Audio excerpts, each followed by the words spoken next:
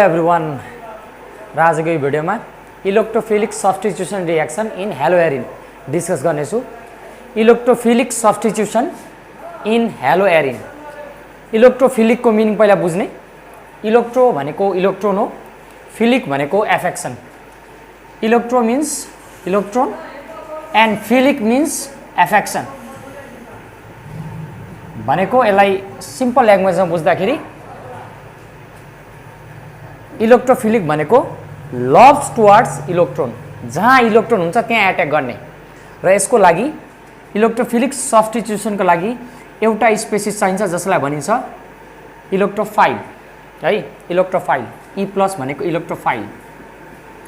Electrophile यस्तो spaces हो electrophile. यसलाई के चाहिन्छ? इलेक्ट्रोन। It needs electron. यसलाई इलेक्ट्रोन चाहियो। अब यहाँ अर्को ग्रुप छ। सब्स्टिट्युसन कहाँ हुँदैछ भन्दाखेरि हेलोएरिनमा। हेलोएरिन भनेको कस्तो ग्रुप हो भन्दाखेरि हेलो भनेको एक्स हेलोजन, एरिन भनेको एरोमेटिक ग्रुप।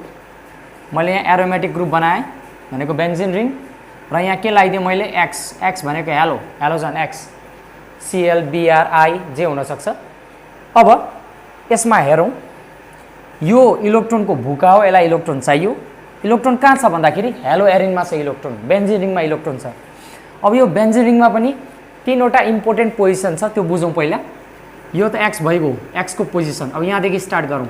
यसलाई भन्यो अथो, यसलाई भन्यो मेटा, यसलाई भन्यो प्यारा पी। फेरि यहाँ पनि ओ एम पी।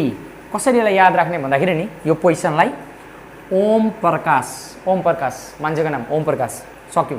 अब इलेक्ट्रोन डेन्सिटी कहाँ हाई हुन्छ भन्दाखेरि अथो पोजिसनमा हुन्छ र प्यारा पोजिसनमा हुन्छ, मेटामा हुँदैन इलेक्ट्रोन डेन्सिटी। किन यस्तो भएको त्यो चाहिँ हामी रेजोनेन्समा डिस्कस गर्छौँ है। र यसले कहाँ एट्याक गर्छ भन्दाखेरि यसलाई के छ ई प्लस प्लस किन लेख्यो भन्दाखेरि यहाँ इलेक्ट्रोनको कमी छ, डेफिसियन्ट।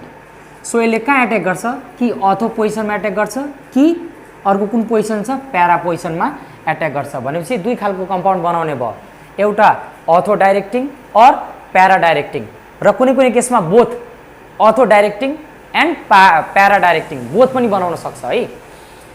So this is about electrophile. So यसमा नोट बुझ्नुपर्ने कुरा के छ भन्दाखेरि in case of हेलोएरिन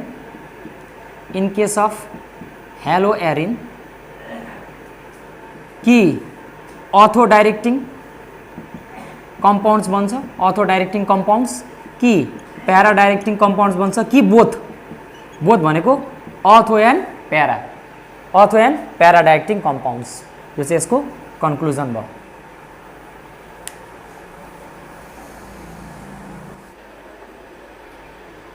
okay now resonance in haloarene. Resonance electron density अथो र प्यारामा हाई हुन्छ भन्ने कुरा केले एक्सप्लेन गर्छ भन्दाखेरि रेजोनेन्स इन हेलोएरिनले।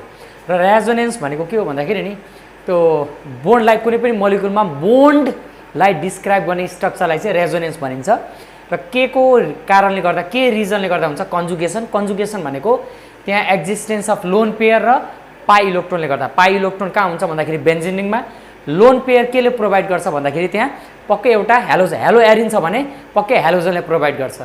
र यहाँ हेरौँ, पहिला मैले एउटा स्ट्रक्चर बनाएँ हेलोएरिनको र मैले डबल बोन्ड अल्टरनेट गरेँ। यहाँदेखि डबल बोन्ड यहाँ अल्टरनेट हुन्छ बेन्जिन रिङमा, यहाँ हुँदैन, अल्टरनेट गरेर यहाँ हुन्छ, यहाँ हुँदैन, यहाँ भयो, ठिक छ। र सिएल मैले लिएँ, सिएल क्लोरिन 7 भ्यालेन्स इलेक्ट्रोन। यसको भ्यालेन्स इलेक्ट्रोन देखाउने 1 2 3 4 5 6। अब एउटा कहाँ छ भन्दाखेरि यहाँ छ, यहाँ त कार्बन छ, कार्बनसँग एउटा सेयरिङ गरेको छ, यहाँ छ 7 टोटल। अब यसले के गर्छ भन्दाखेरि नि रेजोनेटिङ स्ट्रक्चर देखाउँदा यहाँ डबल एरो गर्नु पर्यो। यो क्लोरिनले यो लोन पेयरलाई बेन्जिन रिङमा डोनेट गर है। डोनेट गर्ने बित्तिकै के हुन्छ भन्दाखेरि डबल बोन्ड आयो यहाँ।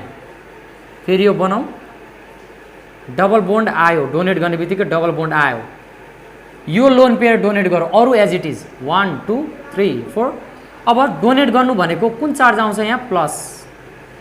सिएलमा प्लस चार्ज आयो, डोनेट गरौँ दुईटा इलेक्ट्रोन, द्याट्स वाइ बोन्ड आयो, डबल बोन्ड भयो। पहिला सिङ्गल थियो, अब डबल बोन्ड।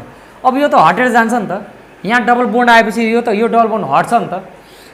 यो हटेपछि यो कहाँ आउँछ भन्दाखेरि यसले इलेक्ट्रोन यहाँ दिने भयो यो पोजिसनमा अथो पोजिसनमा भनेपछि यहाँ इलेक्ट्रोन देखाइदिने माइनस यहाँ माइनस अरू एज इट इज यहाँ एज इट इज यहाँ एज इट इज अब यो डबल बोन्ड किन हटाऊ भन्दाखेरि एउटा कार्बनको भनेको 4वटा भ्यालेन्सी अब यहाँ 5वटा त हुन सक्दैन यहाँ एउटा भने 5वटा एउटा कार्बनको 5वटा हुन्थ्यो नि त यहाँ 5 पेन्टाभ्यालेन्ट हुन्थ्यो कार्बन त टेट्राभ्यालेन्ट मात्रै हो त्यसैले यसले इलेक्ट्रोन कहाँ दिने भन्दाखेरि कुन पोजिसनमा भन्दाखेरि अथो पोजिसनमा आयो अब फेरि के हुन्छ भन्दाखेरि नि यसले इलेक्ट्रोन यहाँ दिने भयो यहाँ दियो भनेपछि डबल बोन्ड यहाँ आउने भयो यहाँ डबल बोन्ड आउने बित्तिकै यो डबल बोन्ड हट्छ यो कहाँ जान्छ भन्दाखेरि बाहिर जान्छ यो पोजिसन प्यारा पोजिसनमा आउँछ फेरि डबल एरो अरू एज इट इज गर्दै जाने अरू एज इट इज बाहिरको यो double bond as it is C L plus charge as it is 1 2 3 4 अब के हुन्छ भन्दाखेरि यो इलेक्ट्रोनले यहाँ डबल बोन्ड बनायो यसले इलेक्ट्रोन यहाँ बाहिर दिने भयो यहाँ माइनस देखाउनु पर्यो यो एज इट इज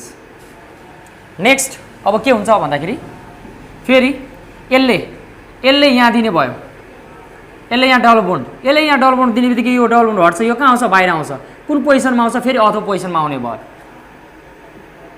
अरू एज इट इज गर्दै जाने यो जस्ताको त्यस्तै सिएलको 1 2 3 4 यहाँ प्लस यो जस्ताको त्यस्तै यसलाई यसमा केही पनि भएको छैन डबल बोन्ड यहाँ आउने भयो यो इलेक्ट्रोनले डबल बोन्ड यहाँ दिने भयो यो कहाँ जाने भयो त यो डबल बोन्ड कहाँ जाने भयो यहाँ बाहिर अथो पोजिसन यहाँ माइनस आउने भयो ठिक छ अब फेरि के हुन्छ भन्दाखेरि यसले यहाँ डबल बोन्ड दिने भयो यहाँ डबल बोन्ड दिने बित्तिकै यहाँ डबल बोन्ड आउने बित्तिकै के हुन्छ भन्दाखेरि यहाँको डबल बोन्ड हट्छ किन हट्छ अघि जस्तै हेर त यहाँ सिङ्गल बोन्ड थियो त्यसैले यहाँ डबल बोन्ड थियो एउटा कार्बनको 4वटा भ्यालेन्सी एउटा कार्बन यहाँ त कार्बन छ नि त 4 भ्यालेन्सी हुनु पर्यो भनेपछि यहाँ डबल बोन्ड आउने बित्तिकै डबल बोन्ड यसले के गर्छ यो क्लोरिनले त्यो दुईवटा इलेक्ट्रोनलाई लिन्छ यहाँ जस्तो दुईवटा इलेक्ट्रोन डोनेट गरेको थियो नि डबल बोन्ड बनाउनको लागि अब यसले के गर्छ भन्दाखेरि 2वटा इलेक्ट्रोन फेरि लिन्छ रिटर्न यहाँ बनायो त्यसलाई यसले रिटर्न लियो यसले यहाँ रिटर्न लियो लिने बित्तिकै प्लस चार्ज यो प्लस चार्ज हटो यहाँ के आयो 2टा इलेक्ट्रोन आयो यो यसले इलेक्ट्रोन यहाँ दिने भयो यहाँ डबल बोन्ड आयो अरू जस्ताको त्यस्तै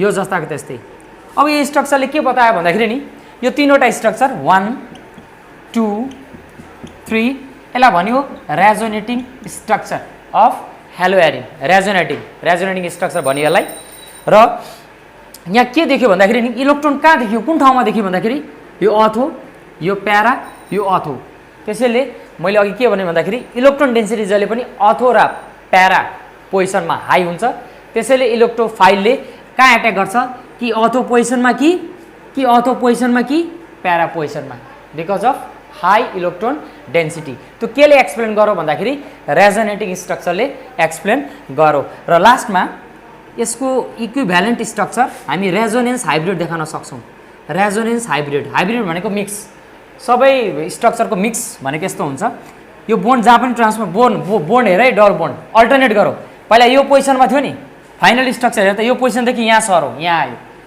यहाँ थियो यहाँदेखि यहाँ आयो भनेपछि डबल बोन्ड जहाँ पनि अल्टरनेट गर्न सक्यो त्यसैले यसलाई यसरी देखाइदिने है र यो क्लोरिनमा सिङ्गल बोन्ड र कहिले काहीँ डबल बोन्ड पनि आउँछ त्यसैले पार्सियल डबल बोन्ड यहाँ देखाइदिने पार्सियललाई भन्छ पार्सियल र यहाँ सिएल र यहाँ के आएको थियो plus charge that's why partial charge हो र नेगेटिभ चार्ज कहाँ आएको थियो अथो पोजिसनमा आएको थियो नेगेटिभ अथो पोजिसनमा आएको थियो र प्यारा पोजिसनमा आएको थियो र यो स्ट्रक्चरलाई भन्यो रेजोनेन्स हाइब्रिड किन भनिन्छ भन्दाखेरि मिक्स भएर बनेको त्यसैले यसलाई हाइब्रिड भन्यो।